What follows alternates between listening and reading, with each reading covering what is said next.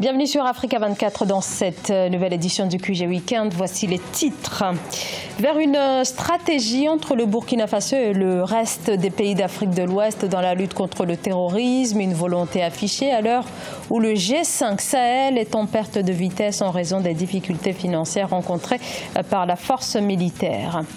Emma Nalouima Babadioum, co-lauréat du prix de l'alimentation en Afrique, une récompense remise cette semaine à Accra au Ghana à l'occasion du forum sur la révolution verte en Afrique. Roseau à croissance rapide, le Tifa australis, plus connu pour sa prolifération dans le bassin du fleuve Sénégal. La plante contribue aujourd'hui au renforcement des capacités énergétiques du pays. Mais avant de développer ces titres, José Filomeno dos Santos, prochainement devant la justice. Le fils de l'ancien président angolais José Eduardo dos Santos comparaîtra à partir du 25 septembre devant le tribunal de Luanda. Ancien patron du fonds d'investissement souverain, lui et 3 autres complices sont accusés de détournement de fonds et de blanchiment d'argent. José Filomeno aurait lui détourné jusqu'à 1,5 milliard de dollars. Le clan dos Santos demeure ainsi dans le viseur de la justice. En novembre 2017, Isabel dos Santos a été évincée de son poste de PDG de la Sonangol, la compagnie pétrolière nationale, après une enquête pour détournement de fonds. L'Afrique de l'Ouest face à la recrudescence des attaques terroristes. La région, une véritable poudrière en raison des incursions notamment de Boko Haram ou encore de groupes affiliés à Al-Qaïda. Depuis 2015, les attentats perpétrés dans un pays comme le Burkina Faso, surtout dans le nord et l'est, ont fait au moins 500 morts. Le pays, l'un des plus touchés, donc souhaite accentuer la collaboration avec les États voisins et mobiliser plus d'acteurs. Une volonté réaffirmée par le chef de l'État burkinabé, Roch Marc Christian Kaboré, président par intérim du G5 Sahel, dont les financements tardent à arriver. Aïssa Toubari.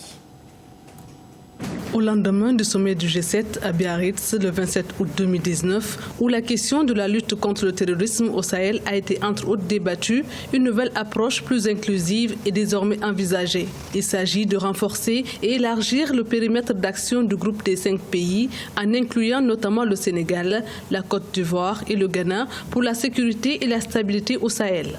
La situation sécuritaire au niveau du G5 Sahel est préoccupante parce qu'elle a entraîné un certain nombre de conséquences. Les attaques sur nos casernes, beaucoup de victimes militaires et civiles, des classes qui sont fermées par milliers dans la zone. L'opérationnalisation de la G5 Sahel, une force conjointe dont l'objectif est de lutter contre la progression de la menace terroriste dans la bande sahélo-saharienne, tarde à se concrétiser par manque de soutien financier.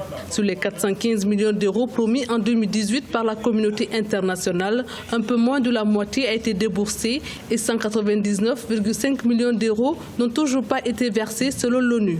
Par rapport à la sécurité de nos pays, il revient à nos pays d'abord de créer des conditions, en tout cas, de pouvoir sécuriser leurs frontières. Et malheureusement, ce n'est pas le cas. Ils sont là à tendre la main. On a les moyens, on a les hommes, on a des troupes militaires qui peuvent efficacement faire le travail. Ici, d'aventure, on leur met les moyens à disposition. Les questions relatives au nouveau partenariat seront débattues à l'occasion du sommet de la CEDEAO qui se tiendra le 14 septembre 2019 à Ouagadougou, ainsi que lors de l'Assemblée générale des Nations unies du 17 septembre, afin d'interpeller la communauté internationale sur la crise sécuritaire de la sous-région.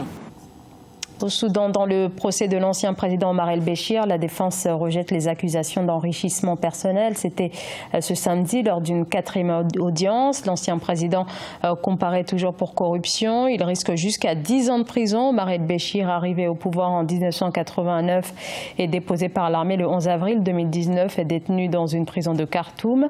Il doit répondre d'accusations portant sur une possession de devises étrangères, de corruption et de trafic d'influence.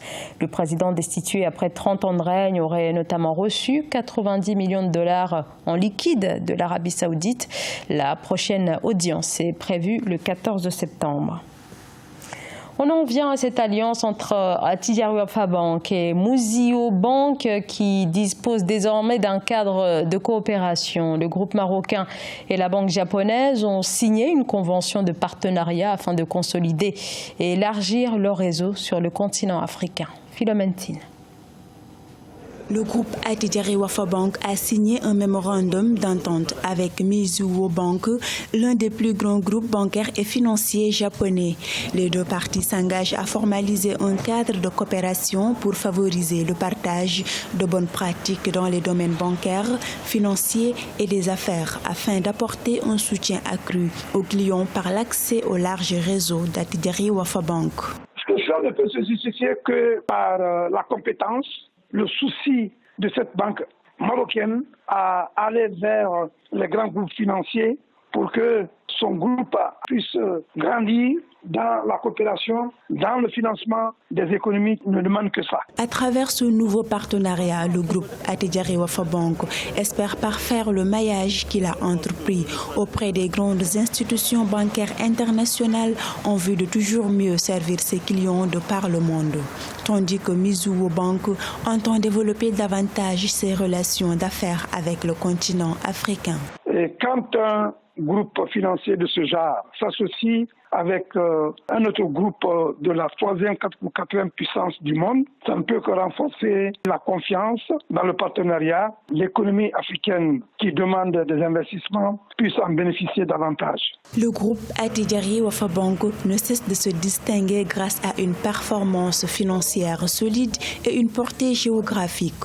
Il a démontré également sa capacité à atteindre ses objectifs stratégiques en matière d'innovation dans les produits et services offerts à ces différentes catégories de clients et dans le digital.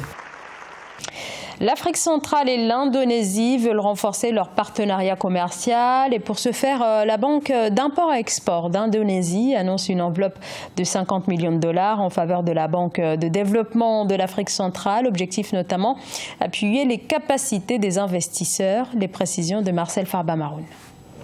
La BDEAC, Banque de développement des États de l'Afrique centrale, et Indonesia Exim Bank ont signé un accord cadre destiné à injecter 50 millions de dollars, soit près de 30 milliards de francs CFA.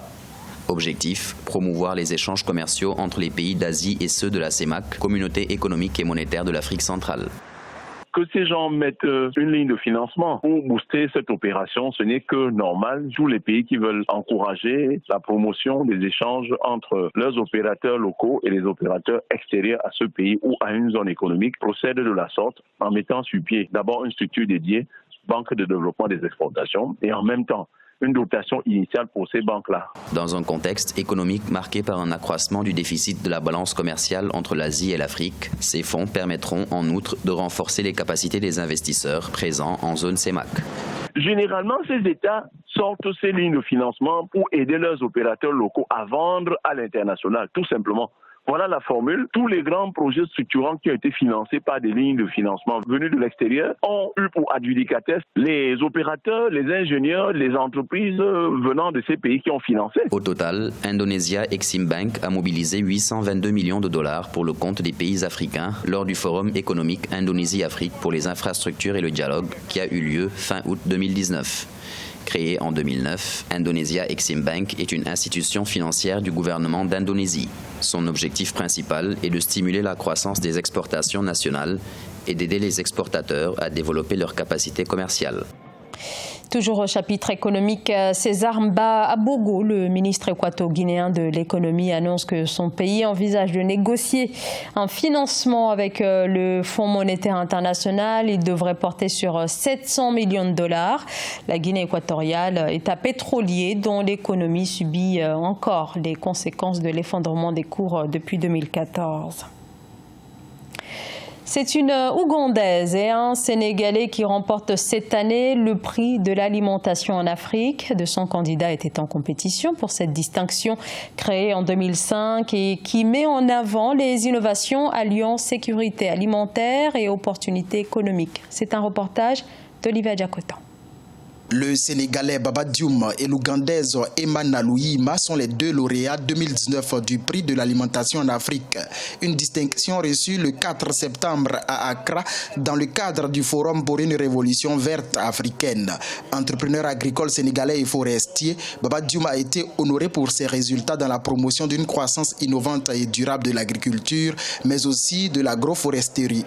L'agriculture est la principale ressource de notre continent. il va falloir nécessairement que les politiques, quand je dis les chefs d'État, soient suffisamment avisés pour les porter au niveau de leurs priorités premières. Ensuite, créer maintenant les conditions de la mise en œuvre de ces politiques. C'est ça qui est le plus important. Titulaire d'un doctorat en sciences animales, l'Ougandaise Emma Nalouyima s'est lancée dans l'agriculture. Son succès réside dans l'intégration innovante de la production végétale et animale basée sur le recyclage des ressources de sa ferme pour fournir des engrais naturels, des pesticides et du biogaz.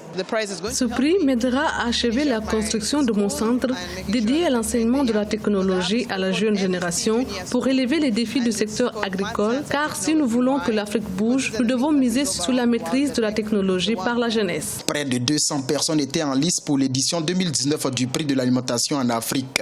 Les lauréats repartent avec $100 000 chacun pour continuer à révolutionner le secteur agricole africain.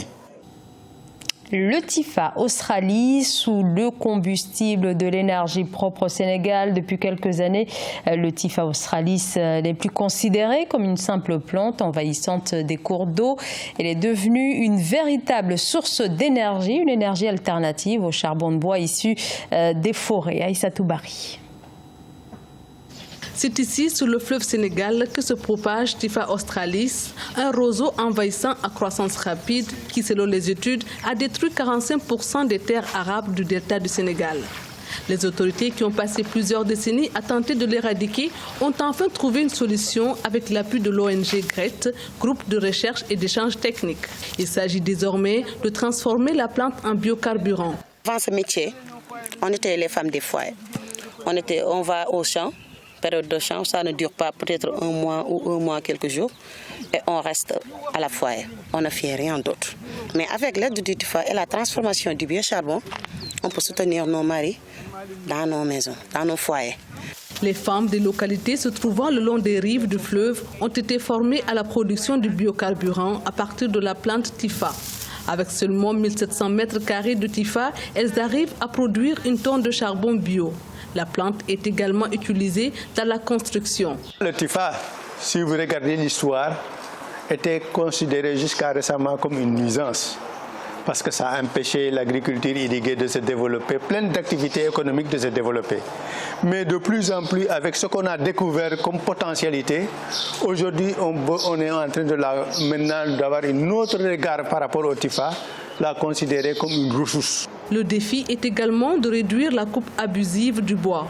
Le Sénégal utilise 1,5 million de mètres cubes de bois par an, ce qui a entraîné entre 1990 et 2005 une perte de 615 000 hectares de forêt, selon l'ONG, groupe de recherche et d'échange technique GRET. Ce journal a été réalisé par l'ensemble de la rédaction. Merci de votre fidélité. Dans un instant, une nouvelle édition de l'actualité sur Africa 24.